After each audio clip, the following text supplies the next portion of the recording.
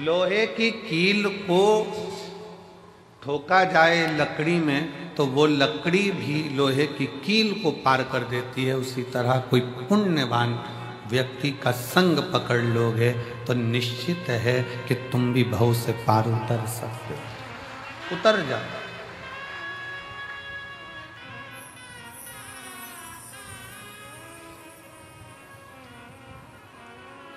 कितना सुंदर वर्णन है। आज फुलेरा दूज का दिन है। दुनिया के लोग पहले जानते नहीं थे कि फुलेरा दूज का महत्व क्या होता। कौन जानता था सावन के इस फागुन के महीने में फुलेरा दूज आती है और उस फुलेरा दूज का इतना महत्व है शंकर जी के लिए। फुलेरा दूज का इतना महत्व माना गया है कि आज के दिन धतूरा शिव जी को हल्दी लगाकर अगर भेंट करा जाता है तो शरीर पर पड़ा हुआ, तन पर धरा हुआ रुद्राक्ष हो, तन पर धरी हुई तुलसी की माला हो, तन पर धरा हुआ एक काला धागा हो, तन पर धरा हुआ एक लाल धागा हो, तन पर धरा हुआ कोई वस्त्र हो, तन पर धरा हुआ कोई आभूषण हो। धतूरा जब शिव को हल्दी लगकर चढ़ता है तो अपने तन पर जो वस्तु पड़ी होती है वो सिद्ध हो जाती है, उसकी सिद्धता प्रबल हो जाती है।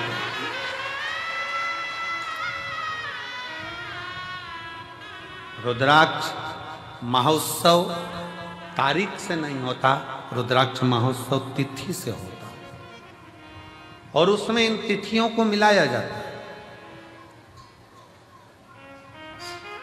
फुलेरा दूज के दिन शंकर भगवान ने 3 चीजें अपने ऊपर धारण करी है आज ही के दिन, और वो तीनों ने जगत का कल्याण करा आज ही के दिन।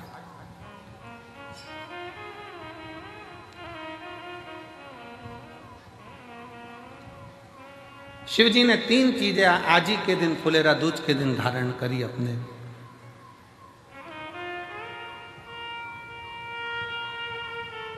और जरा विचार करिएगा, भगवान शंकर जो 3 चीजें धारण कर रहे हैं वो साधारण नहीं है। देने वाले भी साधारण नहीं है और लेने वाला भी साधारण नहीं है। जो दे रहा है वो भी साधारण नहीं, जो ले रहा है वो भी साधारण।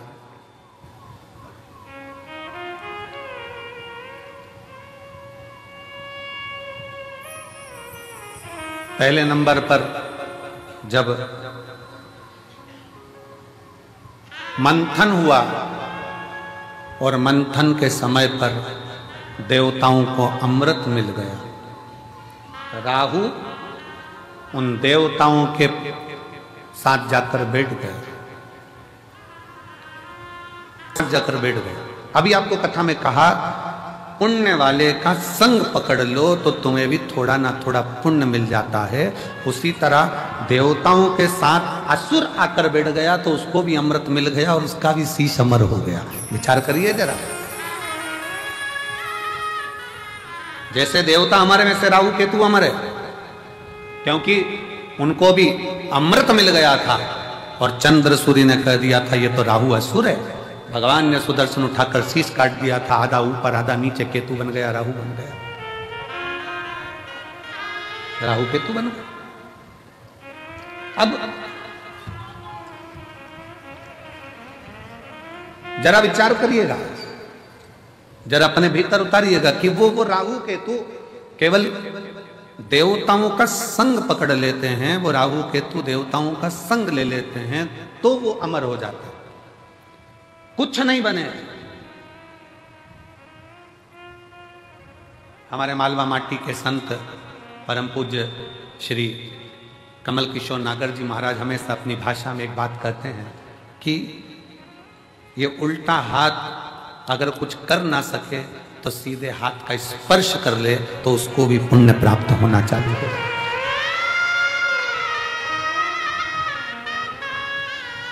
हमारे मालवा माटी के संत श्री कमल किशोर नागर जी कहते हैं कि ये उल्टा हाथ सीधे हाथ का स्पर्श मात्र कर ले तो भी पुण्य प्राप्त हो सकता है। तो थोड़ा सत्संग पकड़ो।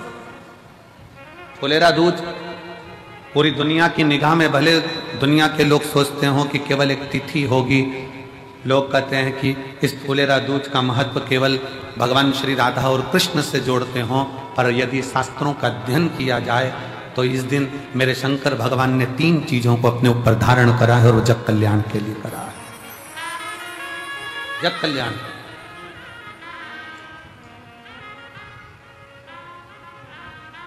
सर्व सिद्धि के लिए।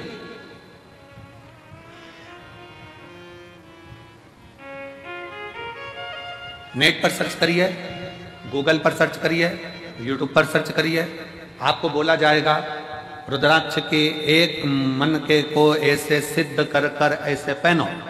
बोलो सही है कि गलत है?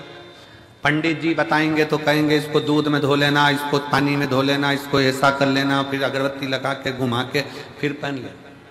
फिर कहेंगे कि कहीं मरे गड़े में जाओ तो उतार देना, वहां जाओ तो उतार देना, वहां जाओ तो उतार देना। अपनी मर रहे हो तो क्या करें?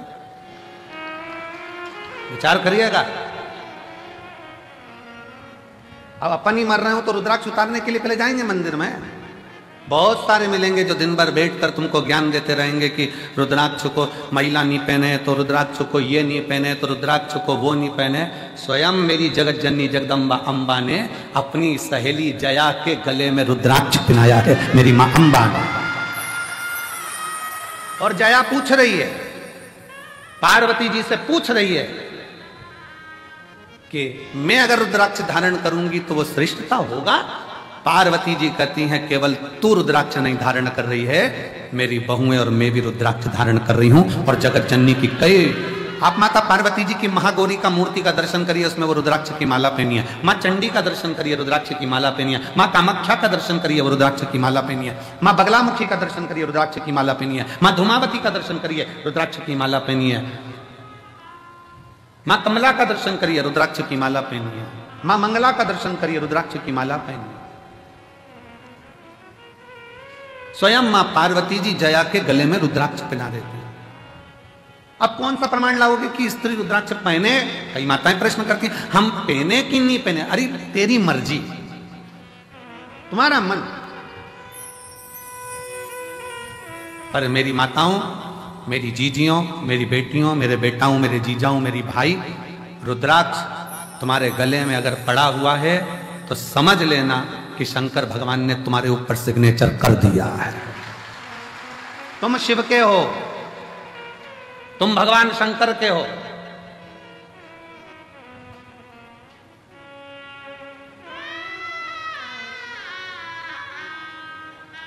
आप सबको पहले भी कथा में कहा, लिंगायत शैव संप्रदाय में,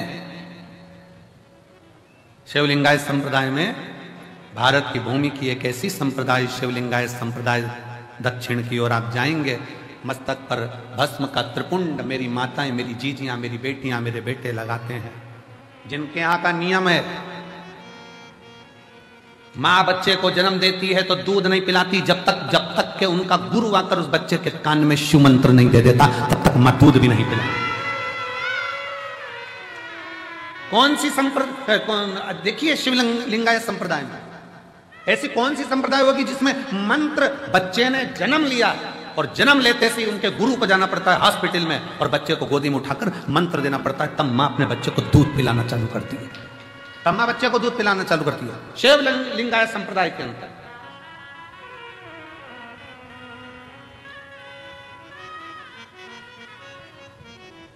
गले में उनके रुद्राक्ष की माला होती है और गले में ही उनके घर में शिवलिंग नहीं, उनके गले के अंदर पेंडिल में छोटा सा शिवलिंग रखा होता है जिसका वो रोज अभिषेक पूजन करते हैं प्रतिदिन।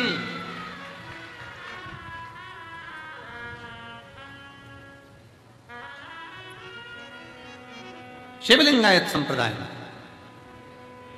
शिव की भक्ति में अब दुनिया के लोगों ने उसका एक अलग अलग आडंबर बनाकर शंकर जी को, पिंडी को हाथ मत लगाओ, शिवलिंग को मत छुओ।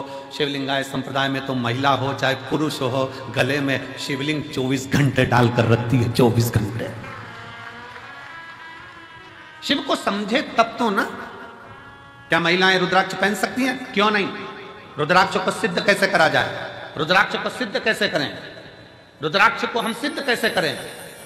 रुद्राक्ष को सिद्ध करने के लिए तुम्हें कहीं जाने की जरूरत नहीं है, बस फुलेरा दूज का इंतजार करो और एक धतूरा शंकर जी के मंदिर में शिवलिंग को चढ़ा दीजिए हल्दी लगाकर। रुद्राक्ष तो रुद्राक्ष, तुम खुद सिद्ध हो जाओगे। सिद्ध